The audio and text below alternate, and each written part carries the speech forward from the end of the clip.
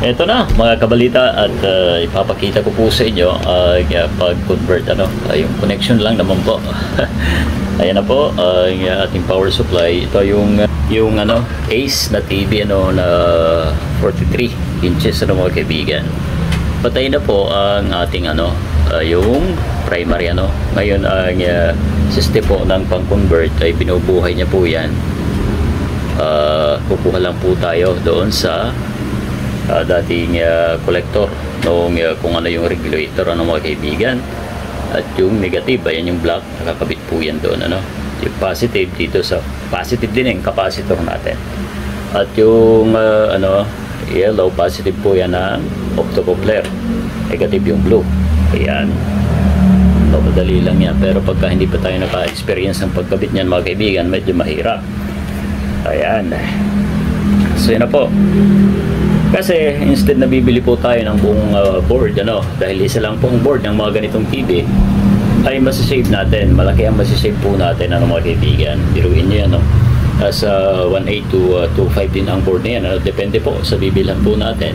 Ngayon itong nabibili na to na power supply na 4 wires kung tawagin mga kaibigan, ay wala pang halos yan, 100, o depende rin sa bibilhan natin, o diba? Ngayon check natin kung magkakaroon na ba ng standby, dahil ito ay walang standby. Kung inyo pong naalala na-upload ko ba yun? Okay, check natin kung mag-uuna po siya ayan yung ilaw, hindi yan yung kanyang mga control Ngayon plug in ko mga kabalita. Ito, pag nagkaroon ng standby, ibig sabihin may tayo pag-asa. Ayan, saksak, ayan uy, nagkaroon na mga kaibigan. Ngayon, try natin yun kahit wala yung board. Ayun, board tuloy, wala yung unit, yung LCD Tingnan natin kung magkulay ng iba yan. Pag nagkulay green, ibig sabihin nag-on. Ayun, success mga kaibigan. O diba, ang laking tulong. Alright, so goods na yan, ikakabit na po natin. Ngayon ito, ilalagay po natin yan dun sa may heatsink para ma-prevent yung sobrang init mga kaibigan yung regulator nya. Tingnan natin kung nag-init. Goods naman, wala namang problema. Alright, ito na yung unit mga kaibigan.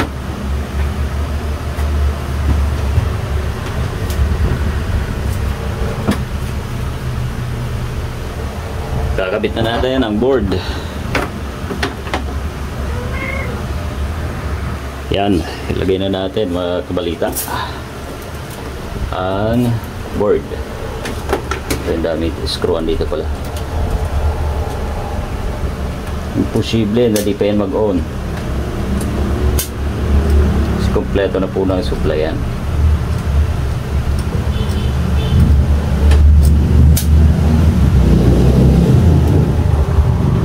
Ilalagay pala natin yung nito, cover. So ito na mga kabalita, at nalagay na natin.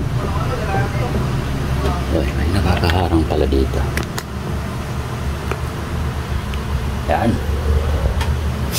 Ayun, nilalagay po natin doon sa magandang pwesto para hindi siya mag short dito, pwede yan. Yan. Alis din.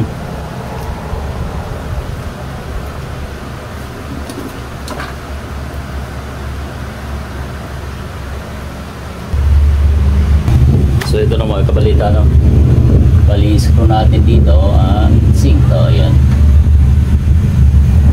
May insulator tayo para dumampi man dyan sa metal ay hindi magkakaroon ng short.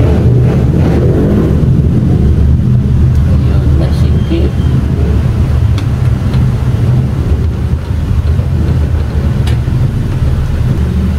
Na makakabalita.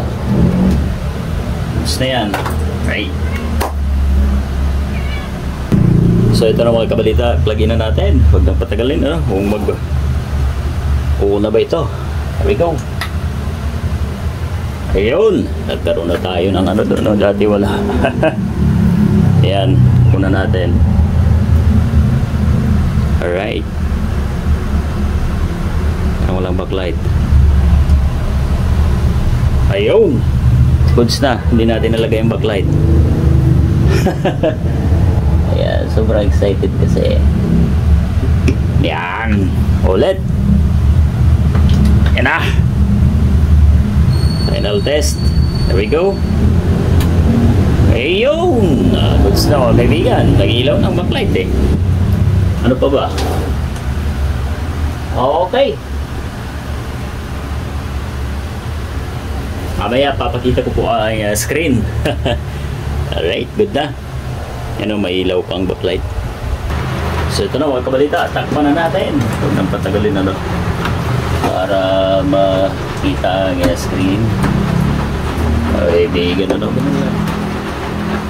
Convert lang tayo. Okay.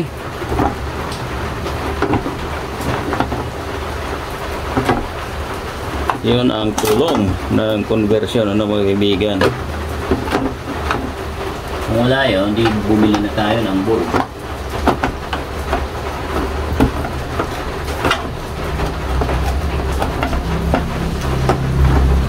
Oh, ayan. Yan. So ito na, mga kabalita, i-check na natin ang unit. Goods na. Ayan. Ace ano. Ayan. Kita ba? Plug in. Alright. On. Yung. O yan na. Malinaw pa no? Mga kaibigan. Bago pa halos. Ayun that. So lang ginawa natin. Instead na magpalit ng board, ito ang ating ginawa. Nilagay ano, 4 wires pang convert. Ayan, Wisdom no. Android na nga po mga kaibigan ang unit na ito. Okay. So yan po. Alright.